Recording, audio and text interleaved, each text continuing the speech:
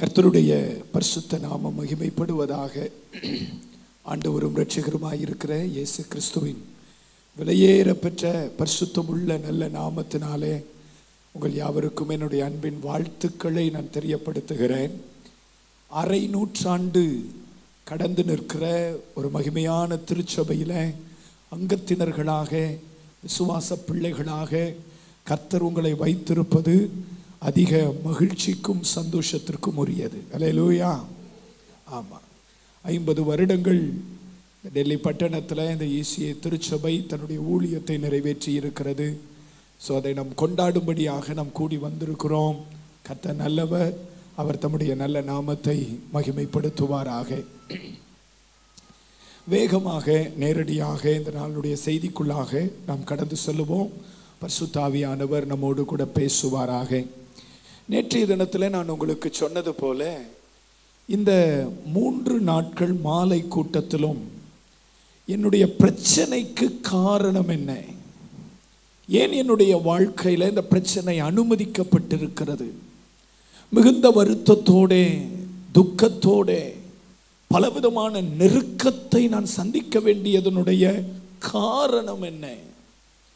எந்த ஒரு பிரச்சனைக்கும் அந்த பிரச்சனைக்கான காரணத்தை டயக்னோசிஸ் பண்ணிட்டோம் அப்படின்னு சொன்னால் அந்த பிரச்சனையை ஜெயிப்பதற்கு, அந்த பிரச்சனையை தாண்டி வருவதற்கு, அந்த பிரச்சனையை மேற்கொள்ளுவதற்கு நமக்கு உதவியாக இருக்கும். நேற்றைய தினத்தில் இந்த செய்தியினுடைய முகவுரையாக நான் உங்களுக்கு சொன்னேன், 4 திசைகளிலிருந்து நமக்கு பிரச்சனைகள் வருகிறது. ஒன்று, பொல்லாத மனிதர்கள் மூலமாக வருகிற பிரச்சனைகள். எல்லாரையும் நேசிக்கிற இருதயம், அதிலும் குறிப்பாக நமக்கு தீமை செய்ய நினைக்கிற, நம்மை காயப்படுத்த நினைக்கிற, நம்மை கஷ்டப்படுத்த நினைக்கிற, நம்முடைய வாழ்க்கை கெட்டு போகணும், நம்ம நல்லா இருக்கக்கூடாது, நம்ம ஆசீர்வாதமாக இருக்கக்கூடாதுன்னு சொல்லி நம்ம மேலே எரிச்சலும் பொறாமையுமாக இருக்கிற ஜனத்தை கூட நம்ம நேசிக்க கற்றுக்கொண்டால், நம்முடைய சத்துருக்களாக இருக்கிறவர்களை நாம் நேசிக்க கற்றுக்கொண்டால் மனிதர்கள் மூலமாக வருகிற பிரச்சனையை நாம் ஜெயித்து விடலாம். 2வது, நான் உங்களுக்கு சொன்னேன், பொல்லாத சத்துருவாகிய சாத்தான் மூலமாக வருகிற பிரச்சனை.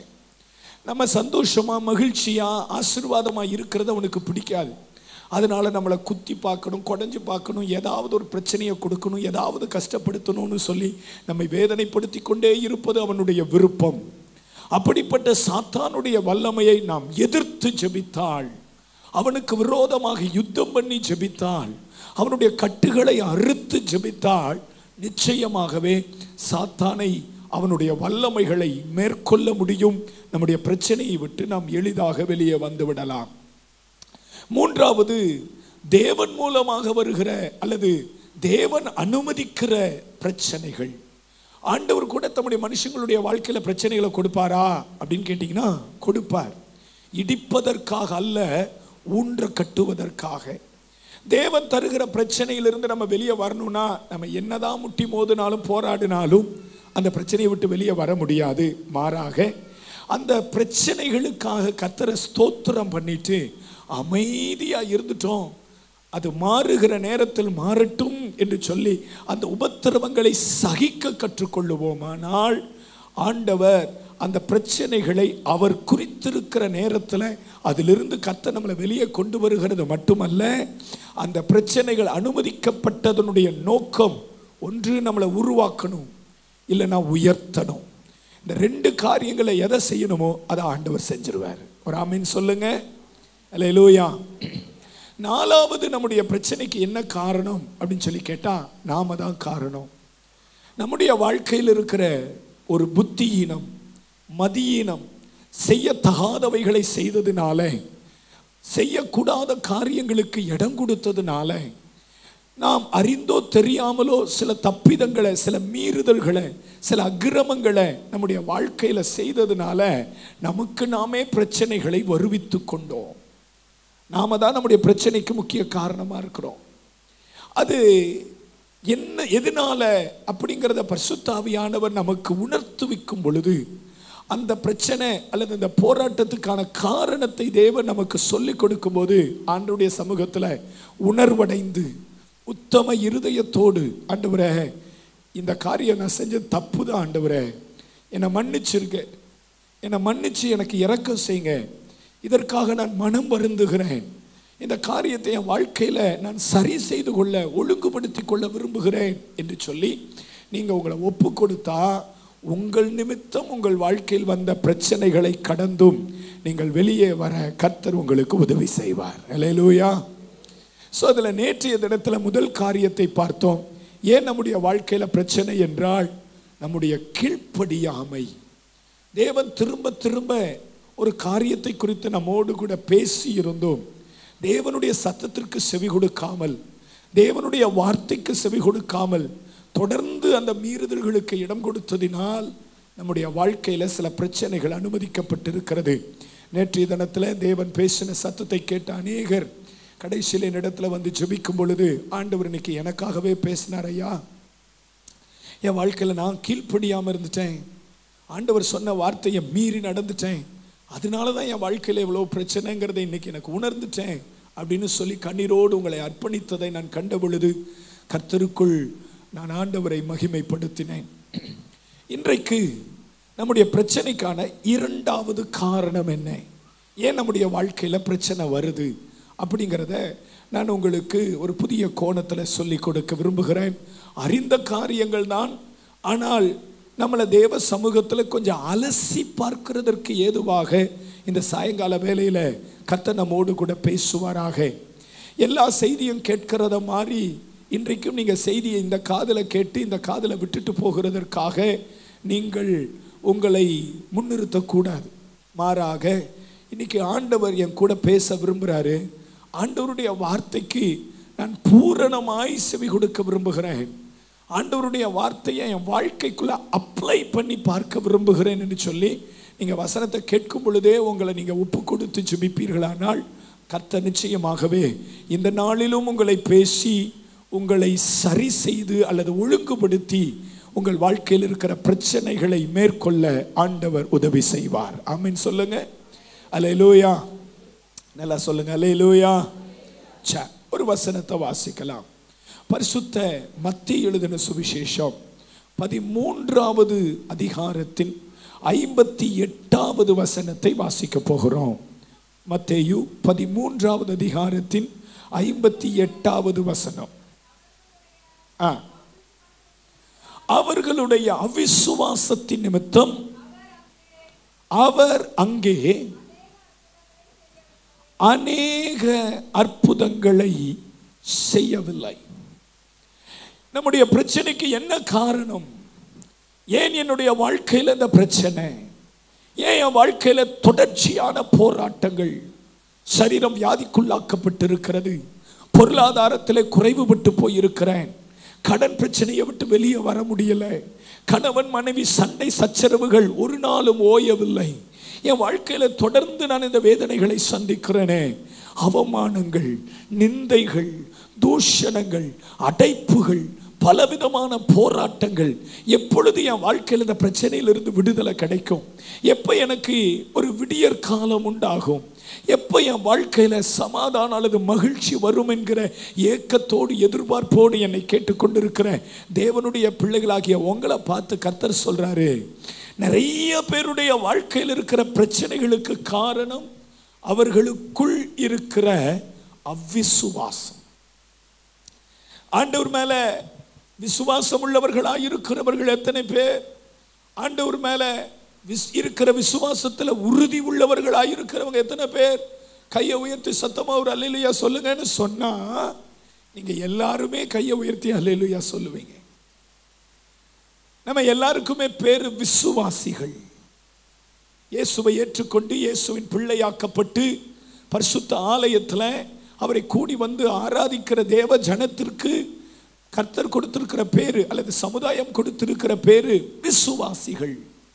ஆனா நம்மில் அநேகருடைய வாழ்க்கையில அந்த விசுவாசம் பரீட்சிக்கப்பட்டு அல்லது அந்த விசுவாசம் பலவீனப்படுத்தப்பட்டு விசுவாசத்தினால் வரக்கூடிய நீதியை, விசுவாசத்தினால் வரக்கூடிய ஆசீர்வாதங்களை, விசுவாசத்தினால் வரக்கூடிய மேன்மைகளை பார்க்க முடியாதபடிக்கு அந்த விசுவாசம் பலவீனப்பட்டு போன நிலைமையில அல்லது அந்த விசுவாசம் வற்றி போன நிலைமையில நம்முடைய வாழ்க்கை மிகவும் குறுகினதாக மாறிவிடுகிறது. ஆண்டவரை விசுவாசிக்கும்படி தெரிந்து கொள்ளப்பட்டவர்கள் தான் எல்லா நேரமும் ஆண்டவர் மேல விசுவாசத்தோடு வாழ வேண்டும் என்கிற விருப்பம் இருக்கிறது.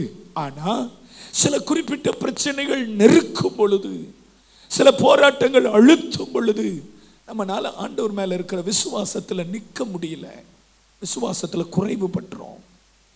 நீங்க யோசிச்சு பாருங்க, கடந்த நாட்கள்ல விசுவாசிக்க வேண்டிய நேரத்துல நீங்கள் விசுவாசிக்க கூடாமல் தவறி போனதுனால, விசுவாசத்துல குன்றி போனதுனால, விசுவாசத்துல குறைவுபட்டதினாலேயே உங்க வாழ்க்கையில நிறைய அற்புதங்களை பெற்றுக்கொள்ள முடியாமல் போனீர்கள்.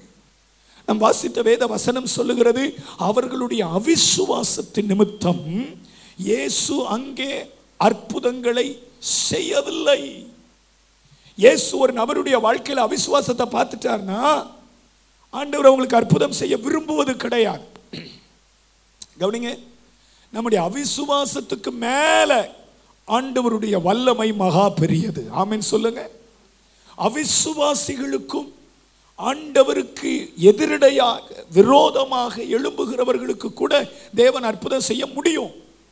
ஆண்டவருடைய வல்லமை குறைவுபட்டது அல்ல, அல்லது ஆண்டவருடைய அதிகாரம் பலவீனப்பட்டது அல்ல. வானத்திலும் பூமியிலும் சகல அதிகாரம் உள்ள தேவனாகிய கர்த்தர், அவராலே செய்ய முடியாத காரியம் ஒன்றுமே இல்லை. மாம்சமான யாவருக்கும் தேவனாகிய கர்த்தர் நான், என்னாலே செய்யக்கூடாத அதிசயமான காரியம் ஒன்று உண்டோ என்று சொன்னார். ஆனா நம்முடைய விசுவாசம், ஆண்டவர் அதை பார்த்துதான் நமக்கு அற்புதம் செய்ய விரும்புகிறார். உங்க வாழ்க்கையில விசுவாசத்தை பார்க்கும் பொழுதுதான் தேவன் உங்களுக்கு அற்புதம் செய்ய வேண்டும் என்கிற எண்ணமே அவருக்கு உண்டாகிறது. ஏன்? விசுவாச மார்க்கத்தாரை தான் தேவன் நேசிக்கிறார். வேதம் சொல்லுகிறது, அவிசுவாசிகளை தேவன் கடிந்து கொள்ளுகிறார். அவிசுவாசம் உள்ள பொல்லாத இருதயம் உங்களில் ஒருவருக்குள்ளும் இல்லாதபடிக்கு எச்சரிக்கையாயிருங்கள் என்று வேதம் சொல்லுகிறது. அவிசுவாசிகள் வாக்குத்தத்த கானானுக்குள்ளாக அவர்கள் பிரவேசிக்க முடியவில்லை. இஸ்ரவேல் ஜனங்கள் 40 வருஷம் வனாந்தரத்தில் தேவனுக்கு பின் சென்று வந்தார்கள். ஆனா அவர்களால் வாக்குத்தத்த பூமிக்குள்ள, வாக்குத்தத்தத்திற்குள் பிரவேசிக்க முடியல. ஏன்? அவர்களுக்குள்ள இருந்த அவிசுவாசம். வெளிப்படுத்தின விசேஷம் 21:8 சொல்லுகிறது, அவிசுவாசிகள் நரகத்திலே பங்கடைவார்கள் என்று எழுதியிருக்கிறது. நீங்களும் நானும் நினைக்கிறபடி ஆண்டவர் மேல இருக்கிற விசுவாச தாழ்ச்சி, ஆண்டவர் மேல இருக்கிற விசுவாச குறைவு, அது சாதாரணமாக ஏற்றுக்கொள்ளப்படத்தக்க ஒன்று அல்ல. உங்களால ஆண்டவர் மேல விசுவாசிக்க வேண்டிய நிலையில விசுவாசிக்க முடியலன்னா அது நரகத்திற்கு ஏதுவான பாவம் என்று வேதம் சொல்லுகிறது. ஆண்டவர் தம்முடைய வல்லமையையும் அதிகாரத்தையும் பலத்தையும் நமக்கு முன்பதாக வெளிப்படுத்தி இன்றைக்கும் உயிருள்ளவராக, இன்றைக்கும் அவர் தம்முடைய கிரியைகளை நடப்பிக்கிறவராக ஆண்டவர் அவ்வப்போது நமக்கு தம்மை விளங்க பண்ணி கொண்டிருக்கிறாரே. எதுக்கு தெரியுங்களா? அவர் மேல இருக்கிற விசுவாசத்துல நம்ம வளரணுங்கிறக்காக, அவர் மேல இருக்கிற விசுவாசத்துல பெருகணுங்கிறக்காக. ஆனா நம்மில் அநேகர் ஆண்டவர் மேல இருக்கிற விசுவாசத்துல வளராம அவிசுவாசத்திலே பிடிக்கப்பட்டவர்களாக, விசுவாசிக்க முடியாத நிலையில தள்ளப்பட்டு பெற்றுக்கொள்ள வேண்டிய நன்மையை பெற்றுக்கொள்ள முடியாமல் இருக்கிறோம். அதற்கு காரணம் அவிசுவாசம். இன்றைக்கு என்னுடைய செய்தி என்ன? எது அவிசுவாசம்? அவிசுவாசத்தை குறித்து ஒருவேளை நீங்க நிறைய செய்திகளை கேட்டிருக்கலாம். அவிசுவாசம் என்றால் என்ன அப்படின்னு சொல்லி வேகமா 7 காரியங்களை நான் உங்களுக்கு சொல்ல போறேன். அல்லேலூயா. இருக்கிற கொஞ்ச நேரத்துல, சொற்ப நிமிடங்கள்ல வேகமா 7 விஷயத்தை நான் சொல்ல போறேன். ஸோ என்னுடைய குறுகிய வேத அறிவில் நான் வேதத்தை மேலோட்டமாய் திருப்பி பார்த்த பொழுது எது அவிசுவாசம் அப்படின்னு சொல்லி 13 காரியங்களை என்னால் கண்டுபிடிக்க முடிந்தது. ஆனால் அத்தனையும் பேசுவதற்கு சமயம் போதாது. அதனால 7 காரியங்களை வேகமாக சொல்ல போகிறேன். ஒருவேளை குறிப்பிடுத்து கொள்ள வேண்டும் என்று நினைக்கிறவர்கள் வேகமாக குறிப்பிடுத்து கொள்ளணும். ஒருவேளை குறிப்பெடுக்க முடியாதவர்கள், நான் ஒவ்வொரு பாயிண்ட் சொல்லும் பொழுது நீங்கள் யாரோ ஒருவரை பற்றி சிந்திக்க கூடாது, உங்களை பற்றி தற்பரிசோதனை செய்யணும். இந்த அடையாளம் எனக்குள்ள இருக்கா? இது அவிசுவாசிகளுக்கான அடையாளம். இது இது என் லைஃப்பில் இருக்குதா? இதன்படி தான் நான் இருக்கிறேனா? இதன்படி தான் நான் வாழ்கிறேனா? இல்லை இந்த காரியத்திற்கு நான் என்னை தப்பு பண்ணி இருக்கிறேனா அப்படின்னு சொல்லி உங்களை நீங்கள் அந்த காரியத்தில் அடையாளங்களை தேடி இந்த வசனத்தை உங்களுக்குள்ள அப்ளை பண்ணிக்கிட்டே வரணும். அப்போ தான் ஆண்டவர் உங்கள் இருதயத்தை உணர்த்துவித்து பேசுகிறதை நீங்கள் உணர முடியும். ஆமென் சொல்லுங்க, ஒரு ஆமென். அல்லேலூயா. அவிசுவாசத்தின் 7 அடையாளங்கள். ஆயத்தமா இருக்கீங்களா? ரைட். முதலாவது காரியம் எது? அவிசுவாசம். வாசிக்கலாம். எரேமியா தீர்க்கதரிசனத்தின் புஸ்தகம் அதனுடைய 17வது அதிகாரம். எரேமியா 17வது அதிகாரத்தின் 5வது வசனத்தை வாசிக்க கேட்போம். மனுஷர் மேல் நம்பிக்கை வைத்து மாம்சமானதை தன் புயபலமாக்கி கொண்டு கர்த்தரை விட்டு விலகுகிற இருதயமுள்ள மனுஷன் சபிக்கப்பட்டவன்.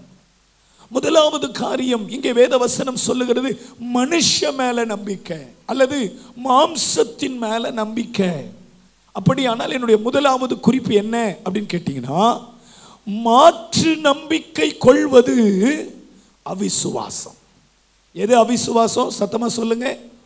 மாற்று நம்பிக்கை. இங்க மனுஷ மேலையும் மாம்சத்தின் மேலையும் சொல்லி வேதம் சொல்லப்பட்டிருக்கிறது. நான் அதை மட்டும் சொல்லல, வேற எது மேல உங்க நம்பிக்கை இருந்தாலும் அதற்கு பெயர் அவிசுவாசம். தேவனை நம்ப வேண்டிய ஜனம் நீங்களும் நானும். தேவனிடத்தில் விசுவாசமாய் இருக்க வேண்டியவர்கள். தேவனை மட்டுமே நம்பி காத்திருக்க வேண்டியவர்கள். இன்னைக்கு நம்முடைய விசுவாச வாழ்க்கை எப்படி இருக்கு தெரியுங்களா? ஆண்டவரையும் நம்புகிறோம், ஆண்டவரையும் நம்புகிறோம் அப்படின்னு என்ன அர்த்தம்? ஆண்டவரை அல்லாமல் வேறு ஏதோ ஒரு நம்பிக்கை நமக்கு இருக்கு. தேவனை அல்லாமல் வேறு எதின் மேல உங்களுக்கு நம்பிக்கை இருந்தாலும் அதற்கு பெயர் என்ன தெரியுங்களா? அவிசுவாசம். ஐயா, நான் அதையும் நம்புறேன், இயேசுவையும் நம்புறேன். நான் மனுஷனையும் நம்புறேன், இயேசுவையும் நம்புறேன். நான் என்னுடைய வருமானத்தையும் நம்புறேன், இயேசுவையும் நம்புறேன். இயேசுவை நம்பாமல இல்லை, இயேசுவை நம்புறேன். நான் என்னுடைய சூழ்நிலைகளையும் நம்புறேன், என்னுடைய பலத்தை நம்புறேன், என் பணத்தை நம்புறேன், என்னுடைய திறமையை நம்புறேன், என் ஞானத்தை நம்புறேன். ஆனா இயேசப்பா மேலே எனக்கு நம்பிக்கை இருக்குன்னா அந்த நம்பிக்கை அல்ல, அதற்கு பெயர் அவிசுவாசம். வேதம் என்ன கற்றுக் கொடுக்கிறது?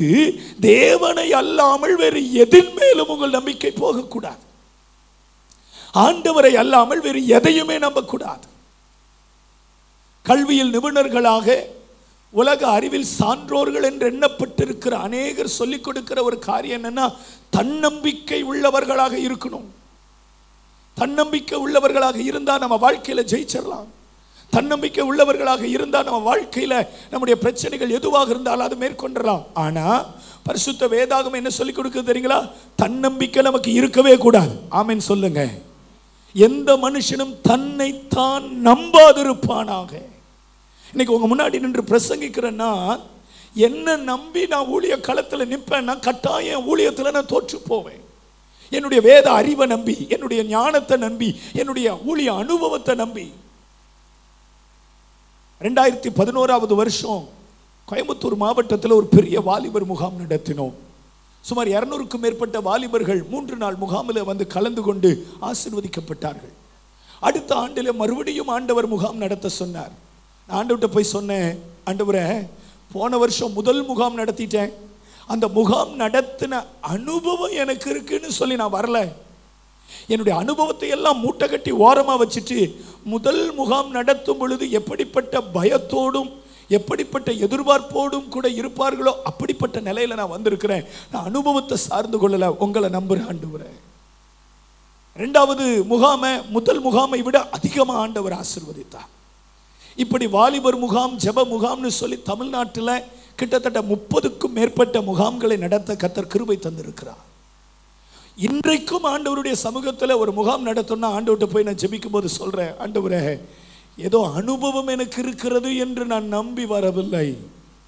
அனுபவத்தை சார்ந்து கொண்டு, ஞானத்தை சார்ந்து கொண்டு, எனக்கு இருக்கிற ஆழ்பலத்தை சார்ந்து கொண்டு இந்த ஊழியத்தை நான் செய்ய முற்படல. இப்பொழுதும் உம்மை நம்புகிறேன், உம்மை மட்டுமே நம்புகிறேன்.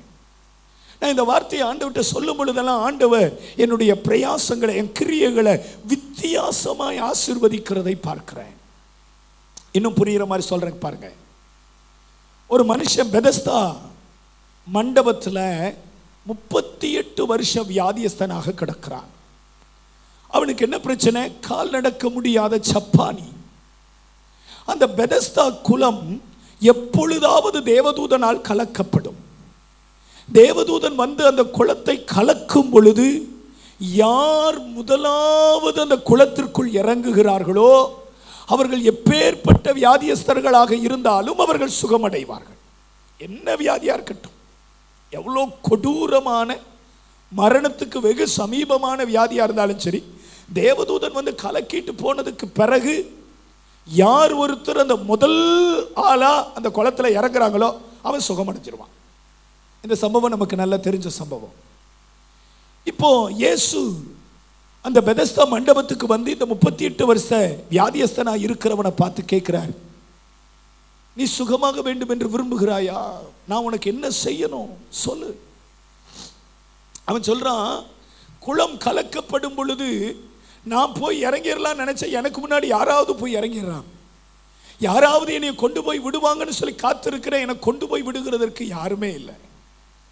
அப்படியானால் அவனுடைய நம்பிக்கை எங்க இருக்குன்னா, நம்பர் 1 குளத்து மேல இருக்கு. எப்போ குளம் கலங்கும் அப்படின்னு குளத்தையே பார்த்துக்கிட்டு இருக்கான். தேவன் மேல அவனுடைய நம்பிக்கை இல்லை. ஒருவேளை தேவனை அறிந்தவனாக அவன் இருக்க அதிக வாய்ப்பு இருக்கிறது. ஆனா அவன் நம்பிக்கை எங்க இருக்கு? குளத்து மேலே இருக்கு. குளம் எப்ப கலங்கும். 2வது அவன் நம்பிக்கை எங்க இருக்கு? எப்ப தேவதூதன் வருவான். வானத்தையே பார்த்துக்கிட்டு இருக்கிறான். வெள்ள பறவை ஏதாவது பார்த்துட்டா ஒருவேளை தேவதூதனாக இருப்பானோ உடனே முயற்சிக்கிறான் குளத்துல வந்து இறங்கிருக்கு. அவனுடைய நம்பிக்கை எங்க இருக்கு? தேவதூதன். எப்ப தேவதூதன் வருவான், எப்ப தேவதூதன் வருவான். 3வது அவனுடைய நம்பிக்கை எங்க இருக்கு அப்படின்னா, தேவதூதன் வந்து அந்த குளத்தை கலக்கிட்டு இருக்கும் பொழுது தன்னை கொண்டு போய் விடுகிற உறவுகள் எங்கே, மனிதர்கள் எங்கே, நண்பர்கள் எங்கே? யாராவது என்னைய கொண்டு போய் விட மாட்டாங்களா? ஐயா, யாராவது எனக்கு உதவி செய்ய மாட்டீங்களா அப்படின்னு சொல்லி தனக்கு உதவி செய்ய விரும்புகிற மனிதர்களை நம்பி இருக்கிறான். ஒன்னு குளத்தை நம்புறான், இல்ல தேவதூதனை நம்புறான், இல்ல மனுஷங்களை நம்புறான். பாருங்க, அந்த 38 வருஷம் வியாதியஸ்தனுக்கு இயேசு அவனை சந்தித்து சுகம் கொடுக்கிறார். உன் படுக்கை எடுத்துக்கொண்டு போடு நட என்று சொன்ன பொழுது அவன் தன் படுக்கை எடுத்துக்கொண்டு நடந்து போனான் என்று வேதத்தில் எழுதி இருக்கிறது. அவனை குளம் சுகப்படுத்தல, அவனை தேவதூதன் சுகப்படுத்தல, அவனுக்கு உதவி செய்வதற்காக இருந்த மனிதர்கள் அவனை சுகப்படுத்தல. இந்த 3 மாற்று நம்பிக்கைகளையும் கர்த்தர் அப்புறப்படுத்தி விட்டு இயேசுவே அவனுக்கு அற்புத சுகத்தை கொடுத்தார். அல்லேலூயா. இன்னைக்கு உங்களை பார்த்து கர்த்தருடைய ஆவியானவர் பேசுறார். இன்னைக்கு நீங்க எந்த குளத்தை நம்பிக்கிட்டு இருக்கிறீங்க? இன்னைக்கு நீங்க எந்த தேவதூதனை நம்பிக்கிட்டு இருக்கிறீங்க? இன்னைக்கு நீங்க எந்த மனுஷனை நம்பிக்கிட்டு இருக்கிறீங்க? உங்களுக்கு உதவி செய்வேன் என்று சொன்னவர்கள், உங்களுக்கு உறுதுணையாக இருப்பேன் என்று சொன்னவர்கள், நீங்க நல்லா இருக்கணுங்கிறதுக்காக உங்க வாழ்க்கையில பலவிதமான நன்மைகளை செய்வதற்காக வாக்கு பண்ணினவர்கள், அவங்களை நம்பிக்கிட்டு இருக்கீங்களா? இல்ல உங்க வேலையை நம்பிக்கிட்டு இருக்கீங்களா? உங்க வருமானத்தை நம்பிக்கிட்டு இருக்கீங்களா? உங்க கையில் இருக்கிற பணத்தை நம்பி இருக்கீங்களா? நான் சொல்றேன், நம்புகிறதற்கு அனுகூலங்கள் இருந்தாலும் இயேசுவை அல்லாமல் வேறு எது மேலே உங்க நம்பிக்கை போகக்கூடாது. ஆமென் சொல்லுங்க. அல்லேலூயா. ஒரு பலவீனம், ஒரு வியாதி வந்துருச்சு, ஒரு மெடிசின் எடுக்கிறீங்க, கையில மாத்திரையை வச்சுட்டு அல்லது ஒரு மருந்தை வச்சுக்கிட்டு நீங்க சொல்லணும், ஆண்டவர் என் நம்பிக்கை இதில் இல்லை, நீங்க எனக்கு சுகப்படுத்தினாதான் இந்த மருந்து மாத்திரை கூட எனக்குள்ள ஆக்டிவா செயல்படும், இல்லைன்னா இது கூட எனக்கு சுகத்தை உண்டாக்குவதற்கு ஏதுவாக செயல்படாது. என் நம்பிக்கை இது மேல இல்லை ஆண்டவரே, நீங்க தான். மாற்று நம்பிக்கை கொள்வது அவிசுவாசம். இன்னைக்கு உங்களை தற்பரிசோதனை செய்யுங்க. இயேசுவை அல்லாமல் எது மேல உங்களுக்கு நம்பிக்கை இருக்கு? என்கிட்ட ஒரு தம்பி வந்து சொன்னார், நான் ராத்திரி பெட்ரோல் பங்குக்கு வேலைக்கு போகலான்ட்டு இருக்கிறேன். நான் கேட்டேன், பகலில் நீங்கள் போயிட்டு இருந்த வேலை என்னாச்சு? அந்த வேலைக்கு போகிறேன் பாஸ்டர், ராத்திரியும் வேலைக்கு போகலான்ட்டு இருக்கிறேன். பகல்லையும் வேலைக்கு போய் ராத்திரியும் வேலைக்கு போனீங்கன்னா எப்போ தூங்குவீங்க? என்ன பண்ணுறது பாஸ்டர்? சம்பாதிச்சு ஆகணுமே குடும்பத்துக்காக. நான் கேட்டேன், சம்பாத்தியத்தை கொடுக்க தேவன் மேல உங்களுக்கு விசுவாசம் இருக்குதா? சம்பாத்தியத்தை கொடுக்க வேலை மேல உங்களுக்கு விசுவாசம் இருக்கா? இல்லை பாஸ்டர், ஆண்டவரை தான் நம்புறேன். அப்படின்னா உங்களுக்கு ஒரு ஷிஃப்ட்டுக்கு என்ன வேலை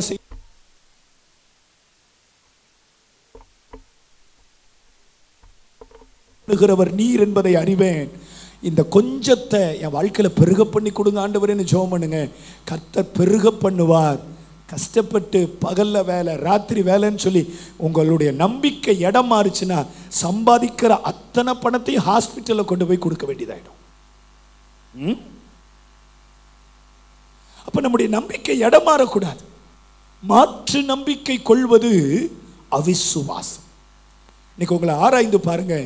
ஆண்டவரை அல்லாமல் தெரிஞ்சோ தெரியாமலோ என் நம்பிக்கை, என் விசுவாசம் வேறு எங்கேயோ, வேற யார் மேலேயோ, வேறு எதின் மேலேயோ இருக்குதா? நம்பிக்கை இடம் மாறி இருந்துச்சுன்னா அதற்கு பெயர் அவிசுவாசம். நம்பர் 1.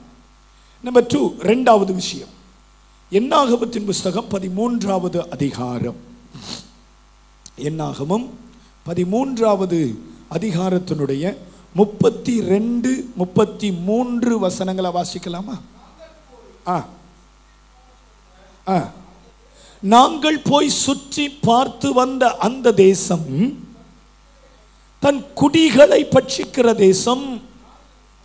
நாங்கள் அதிலே கண்ட ஜனங்கள் எல்லாரும் மிகவும் பெரிய ஆட்கள், ராட்சத பிறவியான ஏனாக்கின் குமாரராகிய ராட்சதரையும் கண்டோ. நாங்கள் எங்கள் பார்வைக்கு வெட்டுக்கிளிகளை போல இருந்தோம், அவர்கள் பார்வைக்கும்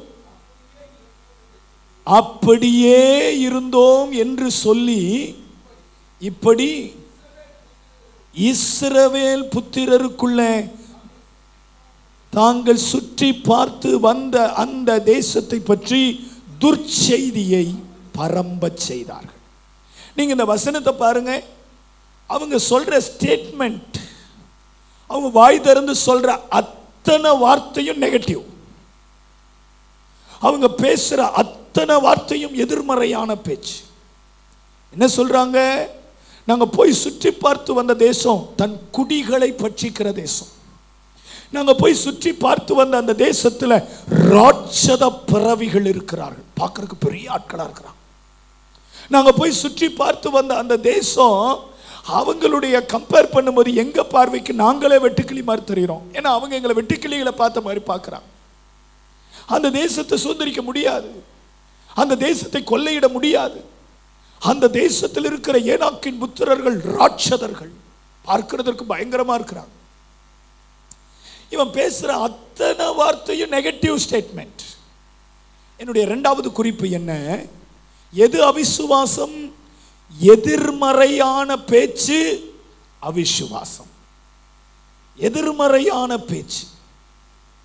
கவனிங்க, நான் விசுவாசிக்கிறேன் பாஸ்டர், நான் ஆண்டவர் மேல எனக்கு விசுவாசம் இருக்குது, நான் விசுவாசத்தோட வாழ்ற ஆள் தான் அப்படின்னு சொல்லிட்டு வாயை திறந்தாலே அவிசுவாசமாகவே பேசிட்டு இருக்கிறீங்கன்னா உங்களுக்குள்ள இருக்கிறது விசுவாசம் இல்லை. நிறைய பேர் நான் ஏந்தா போல வாழ்றனே இருக்கு, வாழ்றதுக்கு பதில பேசாம செத்து தொலையலாம். சின்ன தலைவலி, சின்ன உடம்பு வலி, சின்ன பிரச்சனை, யாராவது ஒருத்தர் பேசின அவமானமான சின்ன வார்த்தை, அதை கேட்க மனதில்லாம மரணத்தை பேசுகிறவர்கள் அநேகர் உண்டு. கவனிங்க, நீங்க விசுவாசியா அவிசுவாசியாங்கிறத கன்ஃபார்ம் பண்ணக்கூடியது உங்க வார்த்தை. என் இருதயத்தில் விசுவாசம் இருக்கு, ஆனா வாய் தவறி நான் இப்படி பேசிட்டேன் அப்படின்னு சொன்னா, இல்ல இல்ல, இருதயத்தின் நிறைவுனால தான் வாய் பேசுது.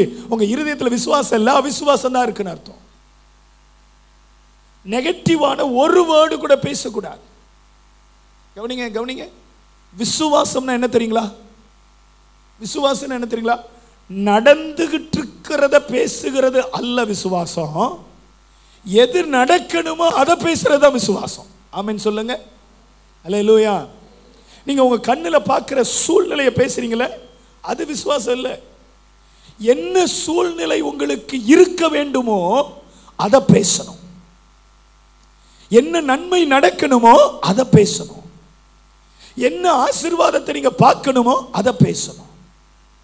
உங்க வார்த்தை உங்க இருதயம் விரும்புகிறதை பேசுகிறதா இருக்கணும். எதிர்மறையான பேச்சு பேசக்கூடாது. சில பேர் பிள்ளைகளை கூப்பிடுறது எப்படி தெரியுமா கூப்பிடுறது? என் நாயே இங்க வா. யார சொல்லுங்க? பெத்த பிள்ளை. அது பெருசான உடனே வள்ளு வள்ளுன்னு கடிக்கும். ஏன் கடிக்குது? வாயிலிருந்து வந்த வார்த்தை நாய். கழுத. பிள்ளைய பார்த்து ஏ கழுத. அது பெருசான உடனே எட்டி மார்பிலிய உதைக்கும். என் பிள்ளை மார்பிலிய உதைக்கிறான் பாஸ்டர். ஏன் உதைக்கிறான்? நீ கூப்பிட்டதே கழுதன் தானே கூப்பிட்ட. கவனிங்க, ஆபிராம் அப்படிங்கிற வார்த்தைக்கு உயர்த்தப்பட்ட தகப்பன் என்று அர்த்தம். சரிங்களா? உயர்த்தப்பட்ட தகப்பன். ஆண்டவர் ஆதியாகமம் 17வது அதிகாரத்தில் ஆபிராம் அப்படிங்கிற பேரை ஆபிரகாம்னு மாத்துறார். ஆபிராம் அப்படின்னா உயர்த்தப்பட்ட தகப்பன். ஆபிரகாம் அப்படின்னு சொன்னா கர்ப்பமுள்ள தகப்பன் என்று அர்த்தம். ஜாதிகளுக்கு தகப்பன் என்று அர்த்தம். ரஹாம் என்று சொல்லப்படுகிற எபிரேய வார்த்தைக்கு கர்ப்பம்னு அர்த்தம். ஆப் அப்படிங்கிற வார்த்தைக்கு அப்பான்னு அர்த்தம். உயர்த்தப்பட்ட தகப்பனாக நீ வாழ்றது எனக்கு பிரியம் இல்ல. நீ கர்ப்பமுள்ள தகப்பனாக இருக்கணும். ஜாதிகளை பெற்றெடுக்கிற தகப்பனா இருக்கணும். அப்போ உன்னை மக்கள் கூப்பிடும் போதே எப்படி கூப்பிடணும்? ஜாதிகளுக்கு தகப்பனே இங்கே வாரும், கர்ப்பமுள்ள தகப்பனே இங்கே வாரும். ஏன் அப்படி கூப்பிட்டாதான் அது அப்படியே நிறைவேறும். ஒரு ஆமென் சொல்லுங்க. அல்லேலூயா. என்னுடைய மூத்த மகன் என் மனைவியினுடைய வயிற்றில் உருவாவதற்கு முன்னமே கர்த்தர் அவனை குறித்த ஒரு பெரிய தரிசனத்தை என் மனைவிக்கு கொடுத்து, அவன் நாட்களில் அவன் எழுப்புதல் தீர்க்கதரிசியாயிருப்பான் அப்படின்னு ஆண்டவர் சொன்னார். என் மனைவி என்கிட்ட அந்த காரியத்தை பகிர்ந்து கொண்டாங்க. இந்த தரிசனத்தை என் மனைவி பார்த்த அடுத்த மாதமே என் மனைவி கர்ப்பம் தரிக்க கர்த்தர் உதவி செய்தார். நாங்கள் 2 பேருமே முடிவு பண்ணிட்டோம், கர்த்தர் ஆண் பிள்ளையை கொடுக்க போகிறார். அதனால நான் முடிவு பண்ணிட்டேன், என்னன்னா ஆண்டவர் எழுப்புதல் தீர்க்கதரிசியாயிருப்பான் அப்படின்னு ஆண்டவர் சொன்னார். இதில் எந்த பெயர் மாற்றமும் பண்ண வேண்டாம், டிரான்ஸ்லேஷன் மட்டும் பண்ணி ரிவைவல் ப்ராஃபட் அப்படின்னு அவனுக்கு பேர் வச்சிடலான்னு முடிவு பண்ணி அப்படியே பேர் வச்சேன். என்கிட்ட சில பேர்லாம் கேட்டாங்க, ரிவைவல் ப்ராஃபட்டா பாஸ்டர்? அது பேரே கிடையாது, அது ஒரு அடைமொழி. ப்ராஃபட்டுங்கிறது ஒரு அடைமொழி, அது பேர் கிடையாது. எனக்கு அதெல்லாம் தெரியாது. கர்த்தர் அப்படிதான் சொன்னாரு. கர்த்தர் சொன்ன வார்த்தையின்படியே எல்லாரும் அவனை கூப்பிடணும்னு சொல்லி என் ஆவில விருப்பம். ரிவைவல் அவனை கூப்பிடும் பொழுது அவன் மூலமா ரிவைவல் வெளிப்படுங்கிறது என் நம்பிக்கை. ப்ராஃபட் அவனை கூப்பிடும் பொழுது அவன் ஒரு ப்ராஃபட்டாகவே மாறுவான் என்பது என்னுடைய நம்பிக்கை. அப்ப நம்ம என்ன பேசுறோமோ அது அப்படியே அவங்க வாழ்க்கையில நடக்கும். ஆமென் சொல்லுங்க. அல்லேலூயா. இன்னைக்கு நம்ம என்ன பேசுறோம்? உங்க வேலையை குறித்து, உங்க வருமானத்தை குறித்து, உங்க பிள்ளைகள் எதிர்காலத்தை குறித்து, உங்க குடும்பத்தை குறித்து, உங்க சரீரத்தை குறித்து என்ன பேசுறீங்க? What is your words about you and your life? உங்க வார்த்தை என்ன? கவனிங்க, நான் சொல்ற ஒரு விஷயத்தை நல்லா உள்வாங்கிக்கோங்க. கட்டடம் கட்டும்போது செங்கல் வச்சு ஒவ்வொரு கல்லா வச்சு அடுக்குவாங்க, பார்த்துருக்கீங்களா? அந்த பில்டிங் மேல ஒவ்வொரு கல்லா வச்சு சாந்து பூசுவாங்க.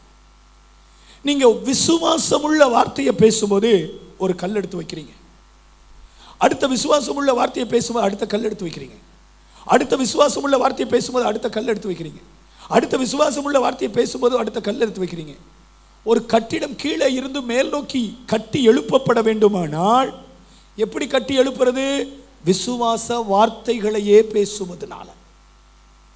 ஒரு விசுவாச வார்த்தை பேசினா ஒரு கல்லு கட்டப்படும். கர்த்தர் எனக்காக யாவையும் செய்ய முடிப்பார், கர்த்தர் என்னை கைவிட மாட்டார், நான் வாளாகாமல் தலையாகவேன், ஜனங்களுக்கு முன்பதாக கர்த்தர் என்னை மேன்மையாய் வைப்பார். என் அரிக்கட்டுகள் நிமிர்ந்து நிற்கும்.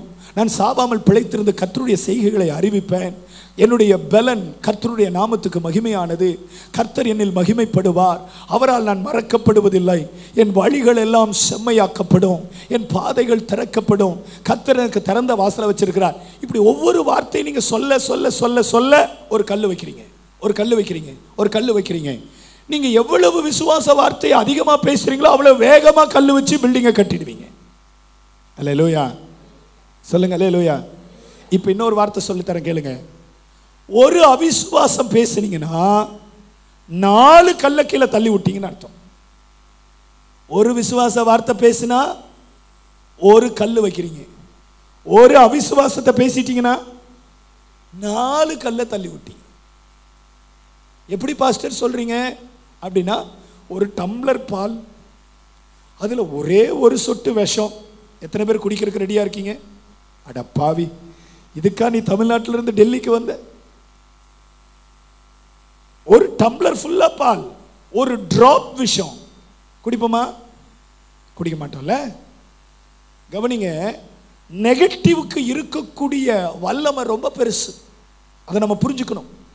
அதனால தான் இன்னைக்கு எது அவிசுவாசம்னு கர்த்தர் நம்ம கிட்ட பேசிக்கிட்டு இருக்கிறார். நீங்க விசுவாசத்தை பேசுனீங்கன்னா ஒரு கல் வைக்கிறீங்க. அடுத்த விசுவாச வார்த்தையை பேசும்போது அடுத்த கல் வைக்கிறீங்க. அடுத்த விசுவாசத்தை பேசும்போது அடுத்த கல் வைக்கிறீங்க. அவிசுவாசத்தை பேசிட்டீங்கன்னா 4 கல்லை தள்ளி விட்டீங்க. ஒரு நாள் கஷ்டப்பட்டு ஒரு 10-12 விசுவாச வார்த்தைகளை பேசிட்டு நைட்டு தூங்க போகும்போது ஒரு 2-3 அவிசுவாசத்தை பேசினீங்கன்னா அன்னைக்கு பேசின அத்தனை விசுவாசமும். அப்ப எது அவிசுவாசம்? எதிர்மறையான பேச்சு. சாவை பத்தி பேசினதே இல்லை பாஸ்டர் என் வாழ்க்கையில அப்படின்னு சொல்றவங்க கை தூக்குங்கன்னு சொன்னா, எனக்கு தெரியும் இங்க இருக்கிற ஒருத்தர் கூட கை தூக்க மாட்டேன். நான் சாகிறது நலமா இருக்கும், உயிரோடு இருக்கிறதுக்கு பதிலா சொல்லுங்க, செத்து போகலாம் இல்ல, செத்து தொலையலாம். எத்தனை தடவை பேசிட்டோம். இப்படி ஒரு வாழ்க்கை வாழ்றதுக்கு பேசாம பெட்டியை கட்டிட்டு போயிருக்கலாம். பேசியிருக்கோம்ல. இஸ்ரவேல் ஜனங்கள் சொல்றாங்க, எகிப்தில் எங்களுக்கு பிரேத குழிகள் இல்லையா என்று, இல்லை என்று சொல்லியா இந்த வனாந்தரத்தில் எங்களை கொல்ல பார்க்கிற? ஏய், உன்னை ஆண்டவர் வாழ வைக்கிற கூட்டிட்டு போறாரா? வனாந்தரத்தில் நீ சாவை பத்தி பேசிட்டு இருக்கிற. ஏன் அவனால வாக்குத்தத்த பூமிக்குள்ள போக முடியல? வாழ வைக்கிற தேவனை குறித்து விசுவாசம் உள்ள வார்த்தை பேச முடியல. பேசுற அத்தனை வார்த்தையும் அவிசுவாசமான வார்த்தை. பைபிள்ல ஆபிரகாம் தூளும் சாம்பலுமா இருக்கிறேன் அப்படின்னு சொன்னதுனால நம்ம மக்களும் ஜெபம் பண்ணும்போது, ஆண்டவரே நான் ஒரு தூள், ஆண்டவரே நான் ஒரு சாம்பல், நான் ஒரு பூச்சி, நான் ஒரு ஒட்டடை, நான் ஒரு குப்பை, கூட்டி அள்ளி வெளியே தான் போடணும், வேற என்ன செய்ய? அல்லேலூயா சொல்லுங்க. உங்களுக்கு எனக்கும் தேவனுடைய பிள்ளை என்கிற அதிகாரம் இருக்கு. தாழ்மைப்படுத்தணுங்கிறதுக்காக பூச்சி, குப்பை, ஒட்டடை அப்படியெல்லாம் பேசக்கூடாது. அப்படி நம்மளை வைக்கல. உங்களை என்னையும் அவருடைய சொந்த பிள்ளைகளாக கர்த்தர் வச்சிருக்கிறாரு. சொல்லுங்க சத்தமா, அல்லேலூயா. அப்போ நெகட்டிவா பேசக்கூடாது. எதிர்மறையாக பேசுவது அவிசுவாசம். முதலாவது நான் உங்களுக்கு சொன்னேன், மாற்று நம்பிக்கை கொள்வது அவிசுவாசம். இரண்டாவது நான் உங்களுக்கு சொன்னேன், எதிர்மறையாக பேசுவது அவிசுவாசம். மூன்றாவது, ஆதியாகமத்தின் புஸ்தகம் 16வது அதிகாரம், ஆதியாகமம் 16வது அதிகாரத்தின் 2வது வசனத்தை வாசிக்கலாம்.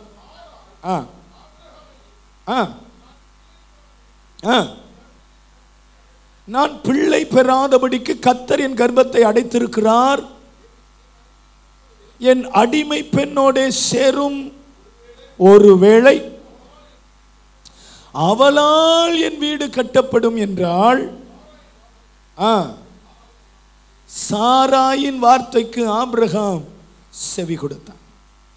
கவனிங்க, கர்த்தர் ஆபிரகாமுக்கு வாக்கு கொடுத்திருக்கிறாரு, நான் உனக்கு சந்ததியை தருவேன், உனக்கு சுதந்திர வீதத்தை தருவேன், உனக்கு பிள்ளைய தருவேன். ஆபிரகாம்கிட்ட ஆண்டவர் சொல்றார், வானத்தப்பா நட்சத்திரங்களை என்ன முடியுமா? அந்த அளவுக்கு உன் சந்ததி இருக்கும். பூமியை பார், துகள்களை என்ன முடியுமா? அந்த அளவுக்கு உன் சந்ததி பலத்து இருக்கும். கடற்கரையில் இருக்கிற மணலை என்ன முடியுமா? அந்த அளவுக்கு உன் சந்ததி பெருசா இருக்கும். நான் உனக்கு பிள்ளைகளை தருவேன், பிள்ளைகளின் பிள்ளைகளை தருவேன், சந்ததியை தருவேன் அப்படின்னு ஆண்டவர் வாக்கு பண்ணி இருக்கிறார். ஆண்டவர் கொடுத்த வாக்குத்தத்தம் வல்லமை உள்ளது. ஆபிரகாம் தன் மனைவியாக சாராள் கிட்ட இதை பகிர்ந்திருப்பாரான்னு கேட்டீங்கன்னா கண்டிப்பா பகிர்ந்திருப்பார். ஒருவேளை ஈசாக்க பலி கொடுக்கணும்னு கர்த்தர் பேசினதை சாராள் கிட்ட பகிர்ந்திருப்பாரான்னு எனக்கு தெரியாது. ஆனா தேவன் பேசின இந்த நன்மையான வாக்குத்தத்தத்தை கண்டிப்பா மனைவியாகிய சாராள்கிட்ட ஆபிரகாம் சொல்லி இருக்க வாய்ப்பு இருக்கிறது. இப்ப சாராள் 16வது அதிகாரத்தில் என்ன பண்றா? இப்போ கர்த்தர் என் கர்ப்பத்தை அடைச்சிட்டாரு, இனி பிள்ளை பிறக்குமான்னு தெரியல, அடிமை பெண் இருக்கிறாள், அவளை விவாகம் செய்து கொள்ளும், அவள் மூலமா என் வீடு கட்டப்படட்டும். கவனிங்க, இது எபிரேயர்களுடைய கலாச்சாரம். எபிரேயர்களுடைய கலாச்சாரம் என்ன?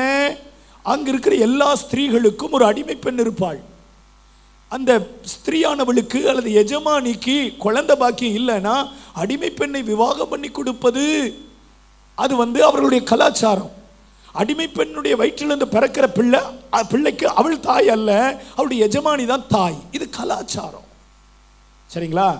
ஆனா கர்த்தர் வாக்கு கொடுத்திருக்கிறார்ல பிள்ளை கொடுப்பேன்னு, கர்த்தர் வாக்கு கொடுத்திருக்கிறார்ல உன் சுதந்திர வீதத்தை ஆசீர்வதிப்பேன்னு, கர்த்தர் வாக்கு கொடுத்திருக்கிறார்ல உன் கர்ப்ப பிறப்பை நான் உனக்கு தருவேன்னு, அப்புறம் இதுக்கு அவசர முடிவு, அப்புறம் இதுக்கு வேறு முடிவு. என்னுடைய மூன்றாவது குறிப்பு என்ன? எது அவிசுவாசம்? அவசர முடிவு அவிசுவாசம். ஐயா, இன்னைக்கு யாரோ சில பேரோட ஆண்டவர் நேரடியா பேச விரும்புறார். அம்மா, என் அன்பு சகோதரி, எதுக்கு அவசரப்படுறீங்க? கர்த்தருடைய வார்த்தை இருக்குல்ல, ஆண்டவருடைய வாக்குத்தத்தம் இருக்குல்ல, ஆண்டவர் உங்க வாழ்க்கையை பெரிய ஜாதியாக்குவேன், பெருக பண்ணுவேன், நன்மை செய்வேன், உயர்த்துவேன், கட்டுவேன், உன் பிள்ளைகளை வாழ வைப்பேன்னு சொல்லி ஆண்டவர் வாக்கு பண்ணி இருக்கிறார்ல. வேதத்தை வாசிக்கும் பொழுது அந்த வாக்குத்தத்தம் உங்க கண்களில் பட்ட உடனே அது உங்க ஆவிக்குள்ள இருதயத்துக்குள்ள பளிச்சுன்னு போய் அது உங்களுக்குள்ள கர்ப்பம் தரிக்க ஆரம்பிச்சதுல, அது உங்களால உணர முடிஞ்சதுல. தேவனுடைய வார்த்தை உங்களுக்கு இருக்கும் பொழுது எதுக்கு அவசர முடிவு? ஆண்டவர் தான் பிள்ளை தருவேன்னு சொல்லிட்டார், அப்புறம் எதுக்கு அடிமை பெண்? விளைவு என்ன? அடிமை பெண்ணோட சேரும் என்று அடிமை பெண்ணை ஆபிரகாமின் மடியில கொடுத்த பொழுது அடிமை பெண்ணாகிய ஆகாருக்கு பிள்ளை பிறக்கிறான். அவன் பெயர் இஸ்மவேல். அவன் அன்று தொடங்கி இன்று வரைக்கும் முழு உலக நாடுகளிலும் மிகப்பெரிய பிரச்சனையா மாறிட்டான். ஆண்டவர் சொல்றாரு, அவன் துஷ்ட மனுஷனா இருப்பான், எல்லாருடைய கை அவனுக்கு விரோதமா இருக்கும், அவன் கை எல்லாருக்கும் விரோதமா இருக்கும். நான் சொல்லுகிறது உங்களுக்கு புரியும் நினைக்கிறேன். அவசர முடிவு அபாயத்தை ஏற்படுத்திருச்சு. அவசர முடிவு ஆபத்தை கொண்டு வந்துருச்சு. நீங்க ஆண்டவர் உங்களை பார்த்து என்ன பார்த்து சொல்றார்? அவசரப்படாத. நான் காத்திருந்து காத்திருந்து சோர்ந்து போயிட்டேன், அதனால ஏதாவது ஒரு முடிவு எடுக்கணும், அதனால முடிவு எடுத்துட்டேன். நோ. சாமுவேல் சவுல்ட்ட சொல்லிட்டு போறார், 7 நாள் மட்டும் காத்திரும், நான் வந்த பிறகு பலி செலுத்தலாம். சாமுவேலுக்காக காத்திருந்த சவுல் சாமுவேல் வரலன்னு தெரிஞ்ச உடனே தானே பலி செலுத்துவதற்காக போகிறான். பலியும் செலுத்தினான். சாமுவேல் வந்தாச்சு, புத்தியீனமாய் செய்தீர், செய்ய தகாத காரியம். மோசே மலையில ஜெபம் பண்ண போயிட்டாரு. ஜனங்களாம் வந்து ஆரோன்ட்ட சொல்றாங்க, என்ன சொல்றாங்க? மோசே மலையில போனாரு, திரும்ப வர காணோம், மோசேக்கு என்னாச்சு தெரியல, எங்களுக்கு முன் செல்லுகிற தெய்வத்தை எங்களுக்கு காண்பியும். அப்ப கொண்டு வந்து அவர் நகைகளை எல்லாம் கொண்டு வந்து அக்னியில போட்டு கருப்பிடித்து ஒரு கன்றுக்குட்டியை செய்யறாங்க. அந்த கன்றுக்குட்டி தான் எங்களுக்கு தெய்வம்னு எல்லாரும் கர்த்தருக்கு பண்டிகை கொண்டாடுறான். ஏன் ஆரோன்? மற்றவனுக்கெல்லாம் புத்தி இல்லை, பட் உனக்கு எங்க போச்ச புத்தி? எதுக்கு இந்த அவசர முடிவு? ஏன் அவசரப்படுற? கர்த்தர் சொன்னார்னா அவர் சொன்னதை செய்யாம விட மாட்டார். ஆமென் சொல்லுங்க. ஆண்டவருடைய வார்த்தை ஒரு நாளும் பொய்த்து போகாது சகோதரி. கர்த்தர் உங்களுக்கு கொடுத்த வாக்குத்தத்தம் ஒரு நாளும் மாறாது. ஆண்டவர் உங்களுக்கு சொல்லியிருக்காருல, செய்வேன்னு, கண்டிப்பா செய்வார். ஆமென் சொல்லுங்க. கர்த்தர் செய்வேன்னு வாக்கு பண்ணார்ல, கண்டிப்பா செய்வார். பாஸ்டர், நான் ரொம்ப வருஷமா காத்திருக்கிறேன், இன்னைக்கு வரைக்கும் ஆண்டவர் செய்யலையே, செய்வார். அவசரப்படாதீங்க, அவசரப்படாதீங்க. இன்னும் கொஞ்ச நாள் காத்திருங்க. இன்னும் கொஞ்ச நாட்கள் காத்திருங்க. நீங்க காத்திருக்கிறது அற்புதத்துக்காக காத்திருக்காதீங்க, அவருடைய வார்த்தை நிறைவேறணும்னு காத்திருங்க, அவருடைய வாக்குத்தத்தம் நிறைவேறணும்னு காத்திருங்க. நான் ஒரு சிறிய சபையில் ஒரு ஷெட்டு போட்ட சர்ச்சில் தான் 17 வருஷங்கள் ஆராதனை நடத்தினேன். அந்த சர்ச்சினுடைய மொத்தம் ஸ்கொயர் ஃபீட்ஸே 1 சென்ட் இருக்காது. 400க்கும் குறைவான சதுரடி உள்ள ஒரு சின்ன சபை. ஜனங்க நெருக்கி நெருக்கி உட்கார்ந்துருப்பாங்க. மார்ச் ஏப்ரல் மே மாதங்களில் பார்த்தீங்கன்னா அப்படி உள்ளதான் உட்கார்ந்துருப்பாங்க. ஃபேன் ஓடிக்கிட்டு இருக்கும். அந்த உஷ்ணமான காற்றுல அப்படி வேத்து தண்ணியாக ஒழுகும். ஜனங்களுக்கு தொடச்சிக்கிட்டே உட்காந்துருப்பாங்க. நான் அப்போவே சொல்லுவேன், இன்னைக்கு உஷ்ணத்தில் உட்காந்துட்டு இருக்கிறீங்க, சீக்கிரத்தில் ஒரு நாள் வரும், பாஸ்டர் கொஞ்சம் குறைச்சி வைங்க. எதை? கொஞ்சம் குறைச்சி வைங்க பாஸ்டர், கொஞ்சம் குறைச்சி வைங்க பாஸ்டர். அப்படி சொல்லக்கூடிய ஒரு நாள் வருதா இல்லையான்னு பாருங்க. எனக்கு ரொம்ப பிடிச்ச வார்த்தை, நாட்கள் வரும் என்று கர்த்தர் சொல்லுகிறார். இந்த வார்த்தையை அடிக்கடி சொல்லுவேன். இப்போ என் ஜனங்க சொல்றாங்க, பாஸ்டர் ரொம்ப குளிருது, கொஞ்சம் குறைச்சி வைங்க பாஸ்டர். இன்னைக்கு அதை விட 6 மடங்கு பெரிய சபையில் ஏசியில் ஆண்டவர் உட்கார வச்சிருக்கிறார். ஆமென் சொல்லுங்க. But we waited 17 years. 17 வருஷம் காத்திருந்தோம். இப்போ நான் என் ஜனங்களை பார்த்து சொல்றேன், இது தேவனுடைய ஆசீர்வாதம் இல்ல, இதை விட மகிமையானதை செய்ய போறாரு, இதை விட பெருசா செய்ய போறாரு, பெரிய கேம்பஸ் கொடுக்க போறாரு. இதே பட்டணத்தில் இன்னைக்கு ஒரு 10 சென்ட் வாங்கணும்னா கூட 1 கோடி ரூபாய் இருந்தால் தான் வாங்க முடியும். ஆனால் இதே சிட்டியில் கர்த்தர் லேண்டை வாங்க வச்சு அதே கேம்பஸ்குள்ள பைபிள் காலேஜ் பில்டிங்கை கொடுத்து, அதே கேம்பஸ்குள்ள ஆதரவற்றவர்களுக்கான இல்லங்களை கொடுத்து, அதே கேம்பஸில் நல்ல பெரிய திருச்சபையை கொடுத்து இந்த பட்டணத்தில் கர்த்தர் தம்முடைய நாமத்தை மகிமைப்படுத்துவார். ஏன்? அதுதான் அவருடைய வார்த்தை. I am waiting. அவசரப்படலை, கர்த்தருடைய வார்த்தை நிறைவேறக்காக வெயிட் பண்றேன். ஆண்டவர் சொன்னதை செய்வார்னு வெயிட் பண்றேன். இன்னைக்கு ஆண்டவர் சொல்றார், அவசர முடிவு அவிசுவாசம். அவசரப்பட்டுறாதீங்க சிஸ்டர், அவசரப்பட்டு வேலையை மாத்தாதீங்க, அவசரப்பட்டு வீட்டை மாத்தாதீங்க, அவசரப்பட்டு இடத்தை மாத்தாதீங்க, அவசரப்பட்டு காலேஜை மாத்தாதீங்க, அவசரப்பட்டு சூழ்நிலையை மாத்தாதீங்க, அவசரப்பட்டு எதுவும் செஞ்சிடாதீங்க, காத்திருங்க. அவசர முடிவு அவிசுவாசம். அல்லேலூயா. 3வது காரியம். அடுத்து 4வது காரியம். மத்தேயு 14வது அதிகாரம், மத்தேயு 14வது அதிகாரத்தினுடைய 30வது வசனத்தை வாசிக்கலாம். மத்தேயு 14:30. காற்று பலமாயிருக்கிறதை கண்டு பயந்து அமிழ்ந்து போகையில், ஆண்டவரே என்னை ரட்சியும் என்று கூப்பிட்டான். கவனிங்க, 4வது காரியம், பயமுள்ள இருதயம் அவிசுவாசம். உள்ள பயம் இருக்குதுனாலே அது என்னது சொல்லுங்க? நான் விசுவாசிக்கிறேன், ஆனா கொஞ்சம் பயமா தான் இருக்கு அப்படின்னா அதுக்கு பேர் என்னது? விசுவாசம் இல்ல, அவிசுவாசம் அர்த்தம். விசுவாசிக்கிறவன் பதறான், விசுவாசிக்கிறவன் பயப்படான். விசுவாசம் இருக்குன்னு சொன்னா உங்களுக்குள்ள பயமே இருக்காது. இங்க பேதுரு இயேசு கடல் மேல நடந்து வர்றதை பார்க்கிறார். சொல்ல, நானும் கடல் மேல நடந்து உம்மிடத்தில் வர எனக்கு உத்தரவு கொடு. இயேசு சொன்னார், வா. இப்ப பேதுரு கடல் மேல நடக்கிறார். கடல் மேல நடக்கிறது இஸ் இட் ஈஸி? நோ. அந்த நாள் தொடங்கி இந்த நாள் வரைக்கும் யாருமே அதை செஞ்சது கிடையாது. அது ஒரு விசுவாச வரம். கடல் மேல நடக்கிறது எளிதானது அல்ல, சூப்பர் நேச்சுரல். இப்ப பேதுரு கடல் மேல நடக்கிறார். எது வரைக்கும் அவரால் நடக்க முடிஞ்சது? இயேசுவை பார்த்துட்டே நடக்கிற வரைக்கும் நடக்க முடிஞ்சது. தனக்கு முன்னிருக்கிற இயேசு மேல தன்னுடைய கண்களை பதிய வைத்த பொழுது நடக்க முடிஞ்சது. வேத வசனம் சொல்லுது, காற்று பலமா இருக்கிறதை கண்டு பயந்தான். பயப்பட்ட போது அமிழ்ந்து போயிட்டான். சிஸ்டர், பயம் வந்துச்சுன்னா அமிழ்ந்து போயிருவீங்க.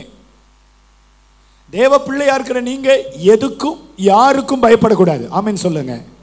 அல்லேலூயா. பயமே படாதீங்க. பயம் வந்துச்சுனாலே பிரச்சனை பெருசாகுதுன்னு அர்த்தம். எந்த ஒரு காரியத்துக்காக நீங்க பயப்படுறீங்களோ, பயம் வந்துருச்சுன்னா உங்க பிரச்சனை பெருசாகுதுன்னு அர்த்தம். ஒருத்தன் டாக்டர்கிட்ட வயிறு வலின்னு சொல்லிட்டு போனானா. டாக்டர், எனக்கு பயங்கர வயிறு வலி, தாங்க முடியல. டாக்டர் அவனை செக் பண்ணி பார்த்துட்டு டெஸ்டெல்லாம் எடுத்துட்டு, உனக்கு அப்பெண்டிஸ் கட்டி இருக்கு, இமீடியட்டாக ஆப்ரேஷன் பண்ணணும் அப்படின்னார். ஆப்ரேஷனா எனக்கா அப்படின்னு பயப்பட்டான். நெஞ்சு வலி வந்துருச்சு. டாக்டர் அவனை செக் பண்ணி பார்த்துட்டு சொன்னார், உங்களுக்கு ஹார்ட் அட்டாக், ஃபர்ஸ்ட் அட்டாக். எனக்கு ஹார்ட் அட்டாக்கா, ஃபர்ஸ்ட் அட்டாக்கா அப்படின்னு பயப்பட்டான். மறுபடியும் நெஞ்சு வலி வந்துருச்சு. டாக்டர் சொன்னாரு, உங்களுக்கு இது 2வது அட்டாக். மவனை, இன்னொரு தடவை பயப்பட்ட போய் சேர்ந்துருவேன். போனது வயிறு வலிக்குன்னு. பயம் வேற வியாதியை கொண்டு வந்துருச்சு. பயம் வேற பிரச்சனையை கொண்டு வந்துருச்சு. பயம் வேற ஒரு கஷ்டத்தை கொண்டு வந்துருச்சு. நமக்கு தாங்க தற்செயலாக நடக்கிற காரியம். பட் தேவன் எல்லாவற்றையும் தன்னுடைய முன்னறிதலின்படியே செய்கிறார். ஆமென் சொல்லுங்க. அல்லேலூயா. இப்போ இந்த 50வது வருட இந்த திருச்சபையினுடைய இந்த ஆண்டு விழா கூடுகைக்கு யாரை கொண்டு வரணும் அப்படிங்கிறது ஒரு மாசத்துக்கு முன்னாடி நம்ம பிஷப் ஐயாவுடைய இருதயத்தில்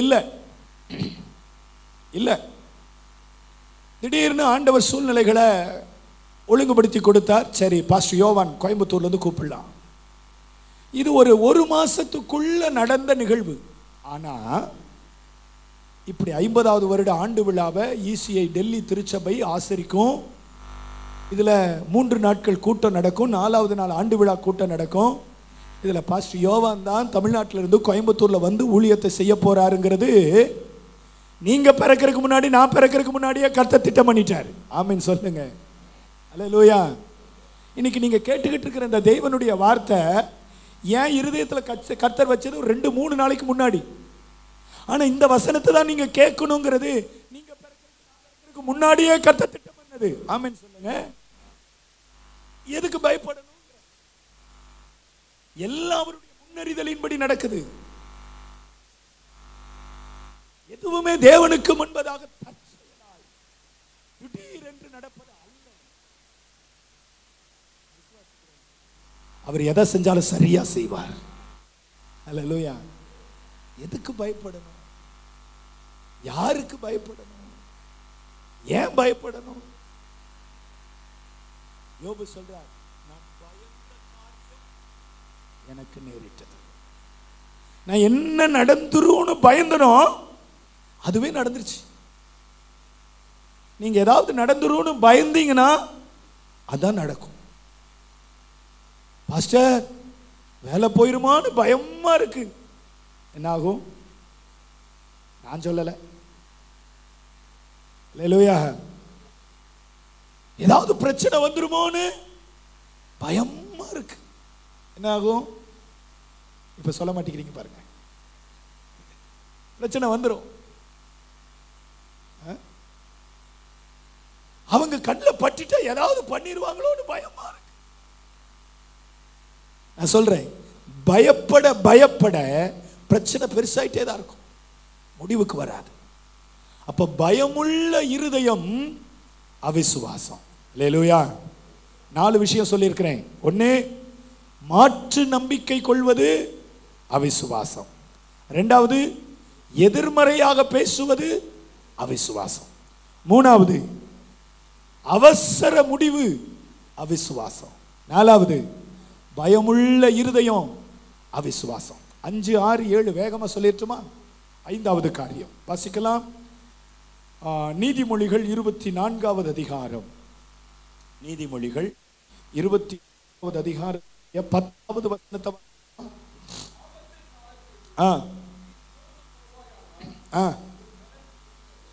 ஆபத்து காலத்தில் நீ சோர்ந்து போவாயானால் உன் பலன் குறுகினது. என்னுடைய 5வது குறிப்பு, சோர்வும் கவலையும் அவிசுவாசம். நல்லாதான் ஆவிக்குரிய வாழ்க்கை, கிறிஸ்தவ வாழ்க்கை ஓடிட்டு இருக்கு. ஆனா நடந்த ஏதோ ஒரு காரியம் இருதயத்தை விட்டு வெளியே போகவே இல்லை. அதை நினைச்சு நினைச்சு நினைச்சு நினைச்சு கவலைப்பட்டுக்கிட்டே இருக்கிறீங்க. இப்படி ஆயிடுச்சே, இப்படி நடந்து போச்சே, இப்படி பேசிட்டாங்களே, இப்படி ஒரு காரியம் எனக்கு நடக்கும் நினைக்கவே இல்லையே, நினைச்சு நினைச்சு சோர்ந்து போய் கவலைப்பட்டுக்கிட்டே இருக்கிறீங்க பாருங்க. இந்த கவலை உள்ள இருக்குது அப்படின்னாலே அதுக்கு பேர் அவிசுவாசம். அதனால தான் ஆண்டவர் சொன்னாரு, நான் உங்களை விசாரிக்கிறவரானபடியால் உங்க கவலைகளை என்ன பண்ணுங்க, 1 பேதுரு 5:7 என் மேல வச்சிருங்கன்னு சொன்னார். சங்கீதம் 55:22 கர்த்தர் மேல் உன் பாரத்தை வைத்து விடு, நீ அந்த பாரத்தை சுமக்காத, நான் உன்னை ஆதரிப்பேன் ஆண்டவர் சொன்னார். மத்தேயு 11:28 வருத்தப்பட்டு பாரம் சுமக்கிறவர்களே நீங்க எல்லாரும் எங்கிட்ட வாங்க. எதுக்கு? உங்க பாரத்தை எங்கிட்ட கொடுக்கறதுக்கு. நான் உங்களுக்கு இளைப்பாறுதல் தரேன். கவனிங்க, நீங்க கவலைப்படுறதுனால உங்க சரீரத்தில் ஒரு முழத்தை கூட்ட முடியாது. மாறாக என்ன பண்ணலாம் தெரியுமா? ஒரு முழத்தை குறைக்கலாம். உங்களுக்கு தெரியுமா, யூடியூப்ல உடல் பருமன் குறைய என்னெல்லாம் டிப்ஸ், நிறைய டிப்ஸ், ஏகப்பட்ட டிப்ஸ். உடல் பருமன் உள்ள ஆட்கள்லாம் எப்பொழுதும் யூடியூபும் கையுமா இருக்கிறாங்க. என்ன சொன்னாலும் செய்யறாங்க. உருண்டே ஓடுனா உருள்றதுக்கு ரெடியா இருக்கிறான். காலையில இருந்துச்சு நங்கு நங்குன்னு தலையில 4 கொட்டு வச்சுக்கிட்ட உடம்பு குறையும் சொன்னா கூட அதை கூட செய்யறதுக்கு ரெடி. டெய்லியும் வெறும் வயிற்றுல கல்லை கடிச்சு சாப்பிட்டா உடம்பு குறைஞ்சிருன்னு சொன்னா செய்யறதுக்கு ரெடியா இருக்கிறாங்க. நான் சொல்றேன், நானும் யூடியூப்ல ஒரு வீடியோ போடலான்னு இருக்கிறேன். தினமும் எழுந்து காலையில கன்னத்துல கை வச்சு 1 மணி நேரம் கவலைப்படுங்கள், அப்பொழுது உடல் குறையும். கவலைப்பட்ட உடம்பு குறையும் தெரியுங்களா? தெரியுமா உங்களுக்கு? சில பேர் சொல்ல கவலைப்பட்டே இழைச்சு போச்சு, எங்க ஊர்ல சொல்லுவாங்க. கவலை அல்லது சோர்வு நமக்கு இருக்கிற பிரச்சனைகளை அதிகமாக படுத்தும், மாற்றத்தை கொண்டு வராது. நீங்க கவலைப்பட கவலைப்பட கவலைப்பட உங்களால தேவனை விசுவாசிக்கவே முடியாது. நெக்ஸ்ட் ஆண்டவர் வைக்க வேண்டிய ஸ்டெப்பை உங்களால வைக்க முடியாது. ஆண்டவர் உங்களை அடுத்த கட்டத்துக்கு நகர்த்தி கொண்டு போக முடியாது. உங்களுக்குள்ள இருக்கிற மனச்சோர்வு உங்களை சுயாதீனமா செயல்பட விடாது. லூக்கா 18:1-7 ஆண்டவர் சொன்னார், சோர்ந்து போகாமல் ஜெபம் பண்ண வேண்டும் என்று அவர்களுக்கு ஒரு ஊமையை சொன்னார். 7வது வசனம் எனக்கு ரொம்ப பிடிச்ச வசனம். இரவும் பகலும் தம்மை நோக்கி கூப்பிடுகிறவருடைய விஷயத்துல, தம்மால் தெரிந்து கொள்ளப்பட்டவருடைய விஷயத்துல ஆண்டவர் நீடிய பொறுமையுள்ளவராய் இருந்து நியாயம் செய்யாமல் இருப்பாரோ? லூக்கா 18:8 சொல்லுது, சீக்கிரத்துல நியாயம் செய்வார். அல்லேலூயா. ஆண்டவர் எதுக்காக இந்த ஊமையை சொல்றாரு அப்படின்னா, சோர்ந்து போயிடக்கூடாது, கவலைப்பட்டு அப்படியே அடங்கி முடங்கி உட்கார்ந்துடக்கூடாது. ஒரு ஏழை விதவை, தேவனுக்கு பயப்படாதவனும் மனுஷனை மதியாதவனுமாய் இருக்கிற ஒரு நியாயாதிபதி கிட்ட போய் தன்னுடைய வழக்கை கொண்டு போறா. அவன் மதிக்கவே மாட்டேங்கிறான். ஆனால் அவ விடல, அடிக்கடி போகிறாள், வெகு நாள் வரைக்கும் போகிறாள். அந்த நியாயாதிபதியை தொந்தரவு செய்து கொண்டே இருக்கிறாள், அந்த நியாயாதிபதியை அலட்டி கொண்டே இருக்கிறாள். இந்த வார்த்தையெல்லாம் அந்த பகுதியில் இருக்கு. இந்த வார்த்தைக்கெல்லாம் அர்த்தம் தேடி பார்த்தோன்னா என்ன தெரியுங்களா? அவ விடாப்பிடியா செயல்படுறா. பிரச்சனை நடந்துருச்சுன்னு கவலைப்பட்டு உட்கார்ல, சோர்ந்து போகல, திரும்ப திரும்ப செயல்படுகிறாள், திரும்ப திரும்ப வேலை செய்கிறாள். அடுத்த ஸ்டெப் என்ன? 1 சாமுவேல் 15வது அதிகாரத்தை குறித்து நேற்று பார்த்தோம். சவுல், ஆண்டவர் சொல்லிட்டார், சவுலை நான் தள்ளிட்டேன். அந்த அதிகாரத்தின் கடைசி வசனம் எப்படி முடியுது அப்படின்னா, சாமுவேல் சவுல் நிமித்தமாக ரொம்ப துக்கமா இருந்தார். 1 சாமுவேல் 16:1 சொல்லுது, ஆண்டவர் சாமுவேல்ட்ட, ஏய் சாமுவேல், எந்த மட்டும் நீ சவுலுக்காக துக்கித்துக் கொண்டிருப்பாய், எந்திரி, அடுத்த ராஜாவை நான் உனக்கு காட்டுறேன், நீ போய் அபிஷேகம் பண்ண. துக்கத்தோட உட்கார ஆண்டவர் விடல, கவலைப்பட்டு உட்கார ஆண்டவர் விடல. எழுந்து அடுத்த காரியத்தை செய். யோசுவா 7வது அதிகாரத்தில் ஆயி பட்டணத்துக்கு முன்பதாக இஸ்ரவேல் ஜனங்கள் தோற்று போன பொழுது யோசுவா முகம் குப்புற விழுந்து கிடந்தான். கர்த்தர் வந்து யோசுவாவை எழுந்துரு, இந்த தோல்விக்கு காரணம் என்ன நான் சொல்றேன், ஆயி பட்டணத்தை முறியடிக்கிறதுக்கு என்ன செய்யணும் நான் சொல்றேன். கர்த்தர் சோர்ந்து போய் துக்கப்பட்டு இருக்கிறவங்களை துக்கத்தில் இருக்க விடுறதில்லை. இன்னைக்கு ஆண்டவர் உங்ககிட்ட எங்கிட்டையும் பேசுறாரு. சோர்வும் கவலையும் அவிசுவாசம் என்னைக்கோ நடந்தது, எதனாலேயோ நடந்துச்சு, யாரோ 2 வார்த்தையை சேர்த்து பேசிட்டான்.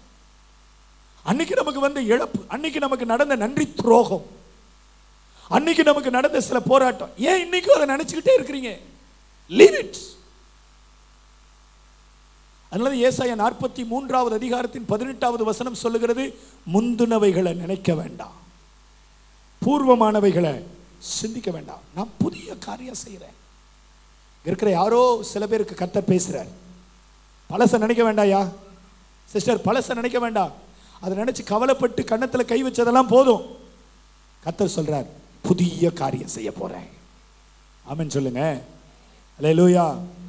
சோ 5வது காரியம் கவலையும் மனச்சோர்வும் அவிசுவாசம். 6வது யாத்ராகமம் 16வது அதிகாரத்தின் 7வது வசனம். யாத்ராகமம் 16:7.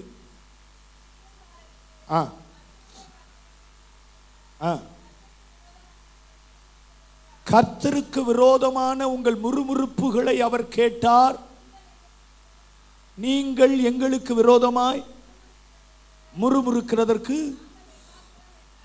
நாங்கள் எம்மாத்திரம். இஸ்ரவேல் ஜனங்கள் 40 வருட காலமாய் வனாந்தரத்தை சுற்றி ஆண்டவர் நடக்க பண்ணினார். அவர்களை பாலும் தேனும் ஓடுகிற நலமும் விசாலமுமான தேசத்திற்கு கர்த்தர் அழைத்து கொண்டு போகிறார். பட் இந்த ஜனம் எப்பவுமே என்ன தெரியுங்களா, முறுமுறுக்கிறதே இவங்க வேலை. என்னுடைய 6வது குறிப்பு, முறுமுறுப்பது அவிசுவாசம். முறுமுறுக்கிறதுனா என்ன? நம்ம கையில இருக்கிறத நினைச்சு புலம்புறது. இன்னைக்கு நம்ம முன்னாடி இருக்கிற சூழ்நிலையை பார்த்து புலம்புறது, ஒரு அதிருப்தி, அன்சாட்டிஸ்ஃபேக்ஷனல் லைஃப். நிறைய பேர் ஏதாவது ஒரு குறை சொல்லிட்டு. அன்னைக்கு ஒரு கல்யாணத்துக்கு போயிருக்கேன். காலையில் ஃபுட்டு கொடுத்தாங்க, நல்லா பெரிய இலை போட்டு, இட்லி இருக்குது, ஊத்தாப்பம் இருக்குது, கிச்சடி இருக்குது, ஒரு சப்பாத்தி இருக்குது, அப்புறம் ஸ்வீட் வச்சுருக்குறாங்க, பழம் வச்சுருக்குறாங்க, அப்புறம் இன்னும் ஒரு சில ஐட்டம்லாம் இருக்குது. என் பக்கத்தில் வலது பக்கம் உட்காந்து சாப்பிட்டுட்டு இருக்கிறவர் சொல்கிறார், ஒரு வடை வச்சா என்ன உங்களுக்கு? அது என்னை கூப்பிட்டு வேற சொல்கிறார். நான் இந்த இலையில் இருக்கிறது எப்படி சாப்பிட்றதுன்னு யோசிச்சுக்கிட்டு இருக்கிறேன். நான் சாப்பிட்றதுல ரொம்ப வீக்கு.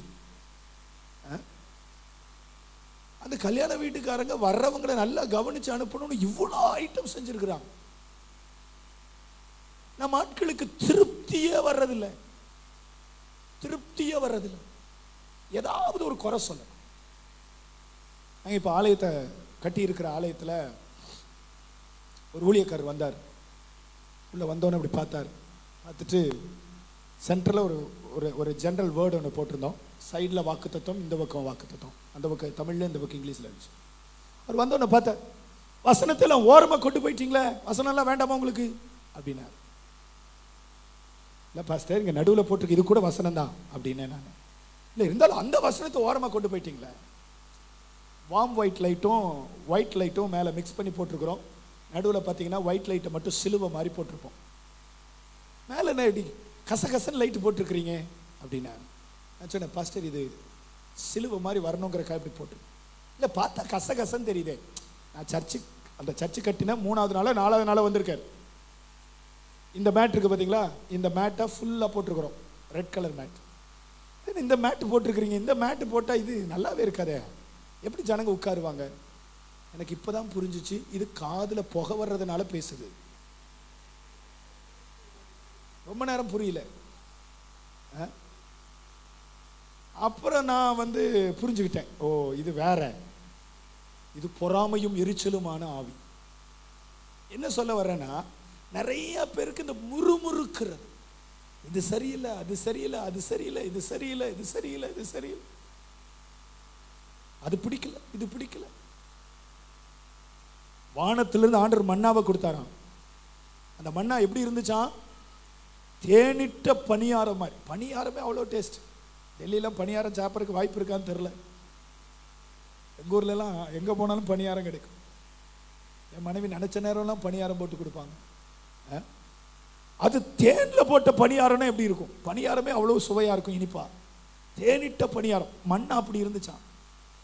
கொஞ்ச நாள் கழித்து சொல்கிறான், இந்த மண்ணா எங்களுக்கு வெறுப்பாக இருக்கிறது, எங்களுக்கு கடிக்கிறதுக்கு கோழி வேணும், இறைச்சி வேணும், சீ இது நல்லாவே இல்லை.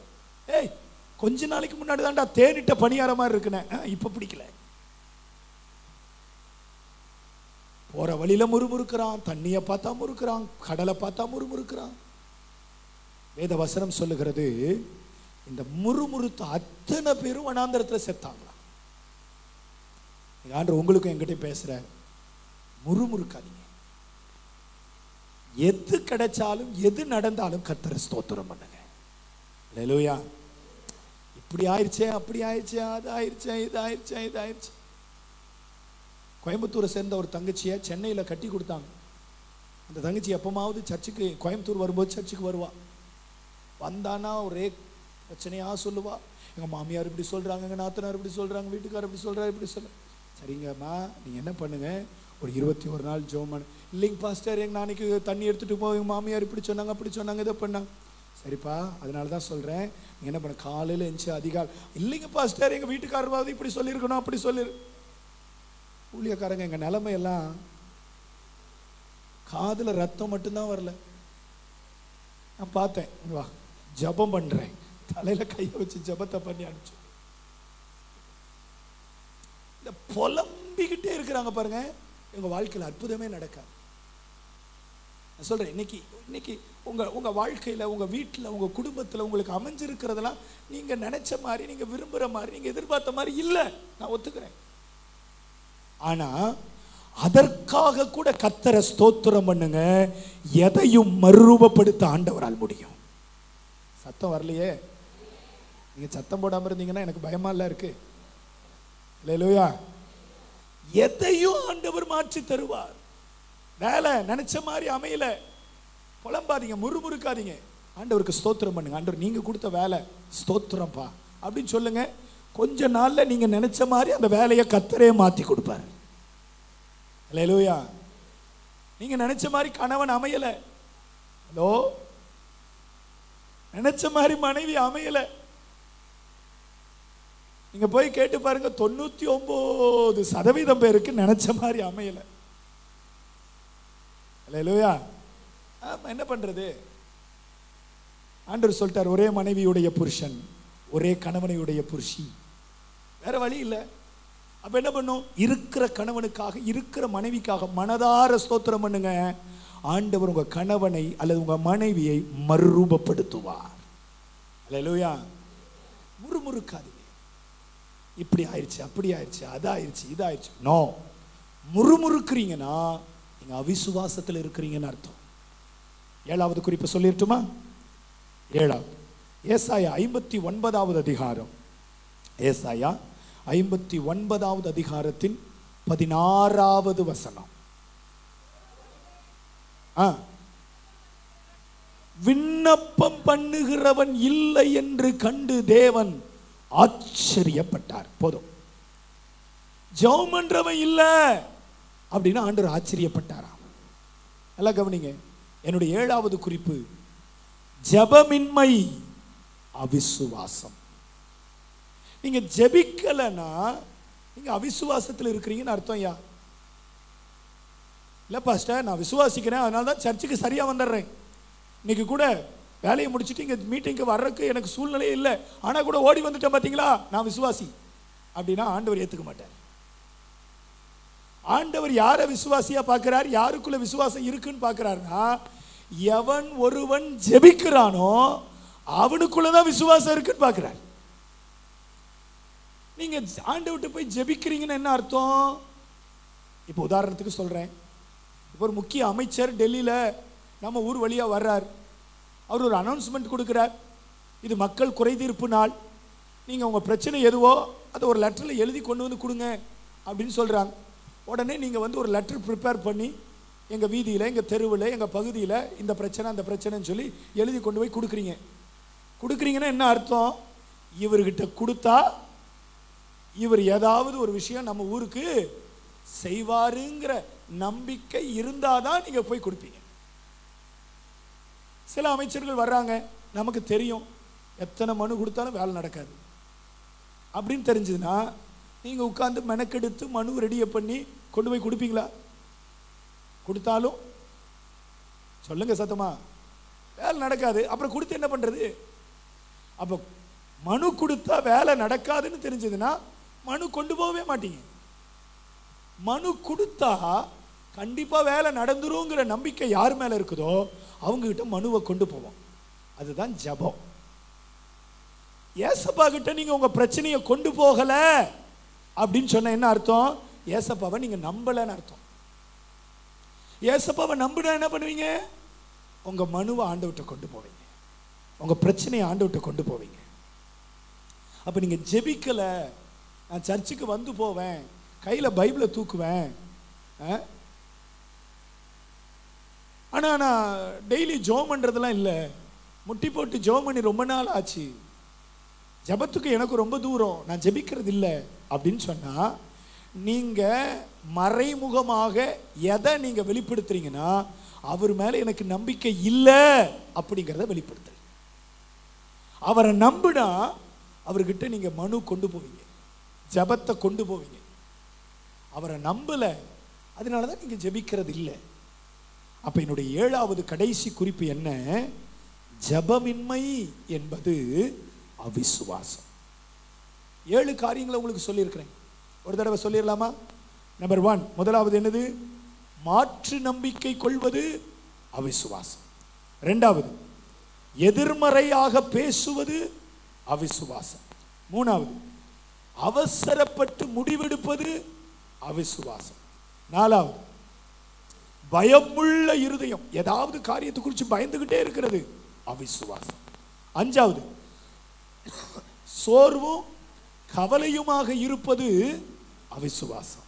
6வது, முறுமுறுத்து பேசுவது அல்லது முறுமுறுப்பது அவிசுவாசம். 7வது, ஜெபிக்காமல் இருப்பது அவிசுவாசம். எழுந்து நிற்கலாமா? எழுந்து நின்று ஜெபிக்க போகிறோம். எல்லாரும் எழுந்து நிற்கலாம் சீக்கிரமா. அவிசுவாசம். என் பிரச்சனைக்கு என்ன காரணம்? அவிசுவாசம் தான் பிரச்சனைக்கு காரணம். உங்க வாழ்க்கையில் அத்தனை பிரச்சனைகள் வருவதற்கு காரணம் அவிசுவாசம். கண்ணை மூடுங்க, வேடிக்கை பார்க்க வேண்டாம். எல்லாரும் தேவ சமூகத்தை நோக்கி பார்க்க போகிறோம். ஒரு 3 அல்லது 4 நிமிடத்தில் ஜெபம் பண்ணி முடிக்க போறோம். டைம் ஆயிடுச்சு. கண்களை மூடலாம். நேற்று ஆண்டவர் நம்ம கூட பேசினார். கீழ்ப்படிதல் இல்லை, அதுதான் எல்லா பிரச்சனைக்கு காரணம். இன்னைக்கு ஆண்டவர் நம்ம கூட பேசுறார். அவிசுவாசம், அவிசுவாசம் அதுதான்மா உங்க பிரச்சனைக்கு காரணம். மொட்டையா அவிசுவாசம்னு சொல்லிட்டு போனா உங்களால உங்க அவிசுவாசத்தை ஃபைண்ட் அவுட் பண்ண முடியாது. இன்னைக்கு ஆண்டவர் எது அவிசுவாசம்னு நமக்கு சொல்லி கொடுத்திருக்கிறார். ஆண்டவரை பார்த்து உள்ளத்தின் ஆழத்திலிருந்து அர்ப்பணிச்சு தீர்மானம் பண்ணி ஜெபம் பண்ணுங்க. அர்ப்பணிச்சு தீர்மானம் பண்ணி ஜெபம் பண்ணுங்க.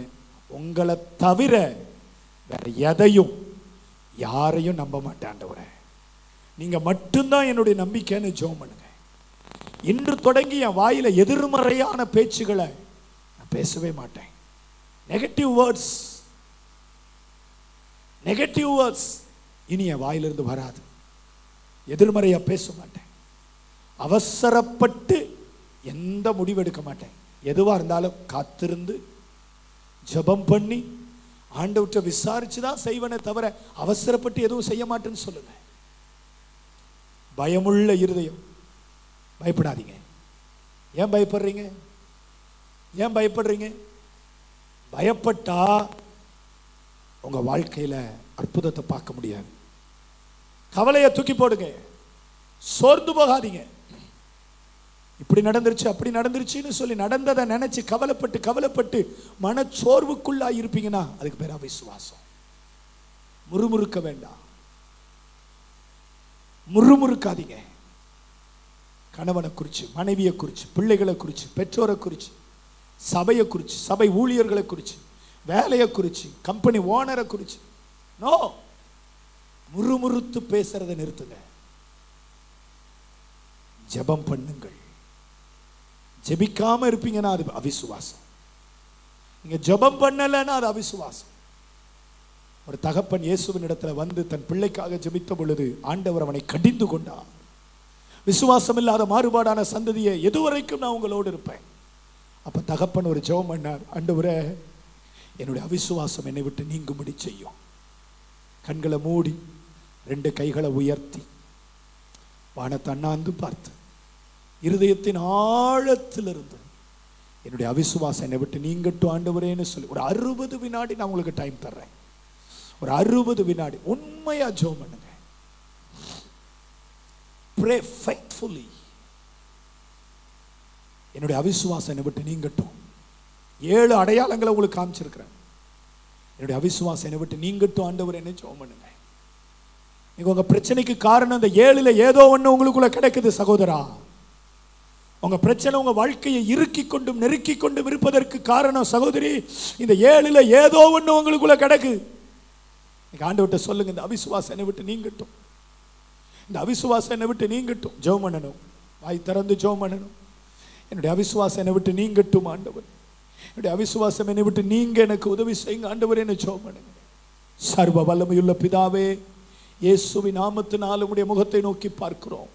நீ பேசிய நம்முடைய நல்ல வார்த்தைகளுக்காய் ஸ்தோத்திரம். அவிசுவாசம் உள்ள பொல்லாத இருதயம் உங்களில் ஒருவருக்குள்ளும் இராதபடி எச்சரிக்கையாயிருங்கள் என்று சொன்னேன் ஆண்டவரே. அவிசுவாசிகளை தேவன் கடிந்து கொள்ளுகிறார் என்று வாசிக்கிறோமே. அவிசுவாசத்து நிமித்தம் இயேசு அற்புதம் செய்யவில்லை என்று வாசிக்கிறோமே.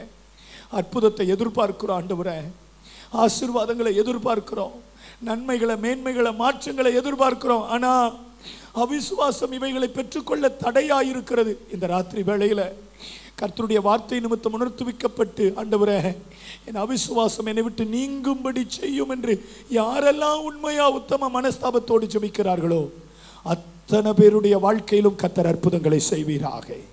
அவிசுவாசம் நீங்கி அற்புதங்கள் உடைய பிள்ளைகளுடைய வாழ்க்கையில நடக்கட்டும் என்று ஜெபிக்கிறேன். உடைய நல்ல நாமத்தை கர்த்தர் மகிமைப்படுத்தித்தார். இயேசு கிறிஸ்துவின் வல்லமையுள்ள நாமத்தில் ஜெபிக்கிறோம் நல்ல பிதாவே, ஆமென்.